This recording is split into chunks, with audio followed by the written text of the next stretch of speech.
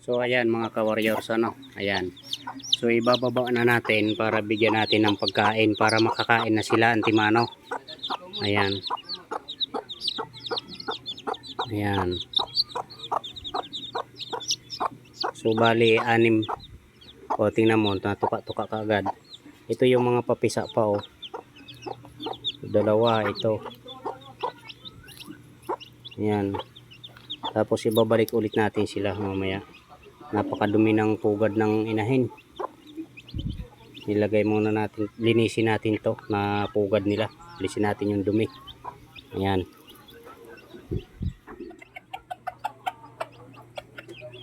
Ayan, bigyan na natin sila ng patuka. Ayan, so ang patuka natin ay Integra 1 mga ka-warriors. Ayan. Okay. Puro puti kasi ito yung dumalaga nating inahin. Ayan. Tapos siyempre hindi mawawala yung ating panibagong tuklas ngayon ng pakain ay painom na molasses sa tubig mga ka-warriors, ano. Ayan. At saka yan pala yung itlog na linis na natin, ano. Babalik natin para mamaya yung pagkatapos mag-inom ng mga sisiyaw, kumain, babalik ulit natin doon. Okay, painumin natin ng molasses. Ito na yung molasses natin mga ka-warriors. Ayan, konti lang yung tubig tapos konting patak lang din.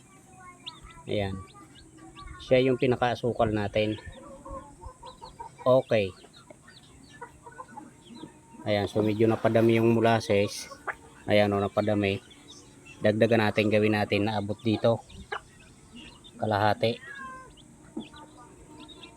Bago 1 hour nakainom, pag nakainom na yung mga sisiw natin, saka natin aakyat na ulit yung mga sisiw kasi medyo ano pa sila, hindi pa gaanong malakas. Ayan, nagpapalakas pa lang, pero pag nakainom sila niyan sigurado babangon at babangon sila mga ka-warriors, ano. Okay mga ka-warriors, ayan o, buwit na. So bali ito naman na molasses ay walang over to kasi wala namang chemical to.